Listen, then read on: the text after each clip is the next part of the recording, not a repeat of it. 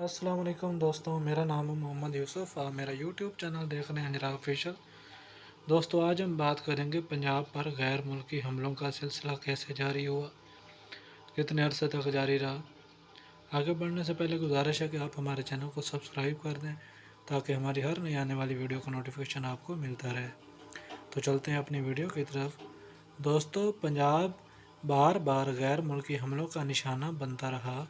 ایرانی کتب و تواریخ کے مطابق ہنہا منشی خاندان کے بانی بادشاہ کوروش نے سب سے پہلے ادھر کا رخ کیا اور بہت سے علاقے کو زیرنگی کر لیا۔ اس کے بعد دارا نے 517 میں سکائلیکس نامی ایک یونانی کو دریائے سندھ کی راہ گزر دریافت کرنے کے لیے بھیجا۔ ہمیں معلوم ہوتا ہے کہ اس وقت سپت سندھو پاکستان دو حصوں میں منقسم ہو چکا تھا۔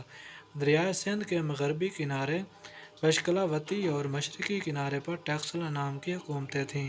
ایرانیوں کے فوراً بعد یونانی سکندر اعظم نے 326 میں پنجاب پر حملہ کیا، لیکن پنجابیوں نے اس طرح ڈٹ کر یونانیوں کا مقابلہ کیا کہ سکندر کی فوجوں نے دریائے بیاس سے آگے بڑھنے سے انکار کر دیا اور اس طرح سکندر کا فاتح ہند بننے کا خواب شرمندہ تعبیر نہ ہو سکا۔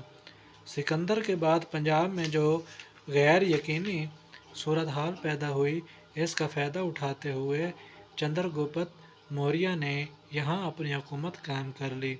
موریہ سلطنت کا زمانہ 150 سال تک رہا۔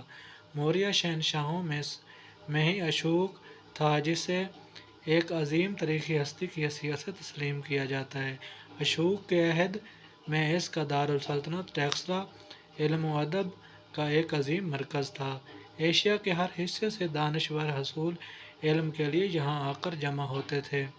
ارتھ شاستر کی مشہور کتاب کا مصنف کوٹلیہ چانکیہ اسی دانشگاہ کا ایک دانشور تھا۔ اگلی 9 صدیوں کے دوران دوسری صدی قبل مسیح سے 7ویں صدی تک پنجاب پر شک، پارتھین، سیتھیائی، کشان، ہن اور دوسرے ایشیائی قبائل یکے بعد دیگرے حملہ آور ہوتے رہے۔ اگلی 7 صدیوں کے دوران 11ویں صدی عیسوی سے 18ویں صدی عیسوی تک پنجاب پر مسلمانوں کی حکومت رہی۔ اسلامی عہد کب ہوا؟ 8ویں صدی یعنی 712 عیسوی میں محمد بن قاسم نے سندھ پر قبضہ کیا۔ اس کے بعد 830 عیسوی میں مسلمانوں نے کابل فتح کیا تو اس جانب سے راستے کھل گئے اور بزرگان دین اسلام کی تبلیغ کے لیے جوق در جوق آنے لگے۔ لسانی نقطہ نگاہ سے اصلی اسلامی اثر و رسوخ غزنوی خاندان کے حملوں سے شروع ہوا۔ اول سبکتگین نے 1877 عیسوی میں جے پال کو شکست دی۔ سبکتگین کی وفات 1997 کے بعد اس کا بیٹا سلطان تخت نشین ہوا۔ وہ ایک بہادر اور تجربہ کار جرنیل تھا۔ اس نے اپنے 26 سال کے عرصے میں پنجاب اور ہندوستان پر 17 حملے کیے۔ تقریباً 22 سال تک پنجاب پر غزنوی حکومت قائم رہی۔ لاہور اس سلطنت کا دارالخلافہ تھا، جو اس عہد میں فارسی اور ملکی زبان کا مرکز بن گیا۔ یہی وہ عہد ہے جس میں موجودہ پنجابی نئے رنگ و روپ سے ظاہر ہونا شروع ہوئے۔ 1192 میں محمد غوری نے پرتھوی راج کو شکست دے کر ہندوستان میں اسلامی سلطنت کی بنیاد رکھ ڈالی، جو 1857 تک قائم رہی۔ 1206 میں سلطان کو قتل کیا گیا اور قطب الدین ایبک نائب سلطنت براسرار اقتدار آیا اور خاندان غلامہ کی بنیاد رکھ ڈالی۔ اس کے بعد 5 خاندانوں نے حکومت کی۔ نمبر 1، خاندان غلامہ 1206 سے 1290 تک حکومت کی۔ نمبر 2، خاندان خلجی۔ خاندان خلجی نے 1290 سے لے کر 1320 تک حکومت کی۔ نمبر 3 پر ہے خاندان تغلق۔ خاندان تغلق نے 1320 سے 1414 تک حکومت کی۔ نمبر 4 پر ہے خاندان سادات۔ خاندان سادات نے 1414 سے لے کر 1450 تک حکومت کی۔ نمبر 5 پر ہیں خاندان لودھی۔ خاندان لودھی نے 1450 سے لے کر 1526 تک حکومت کی۔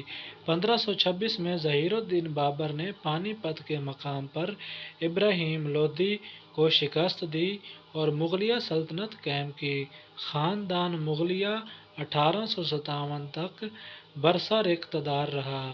مغل بادشاہوں نے پنجاب میں خصوصی دلچسپی لی۔ کافی عرصہ تک لاہور ان کا ہیڈ کوارٹر بنا رہا۔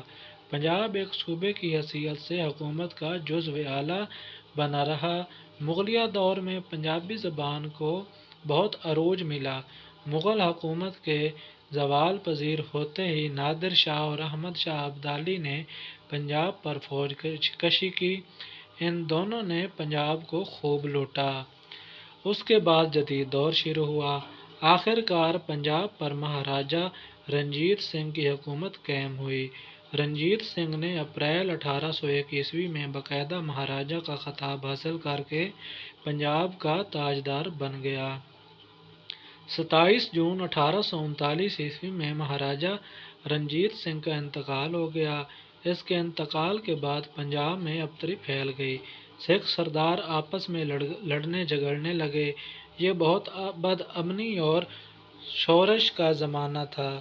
پنجاب کے لوگ اب تک اسے برچھا گردی کے نام سے یاد کرتے ہیں۔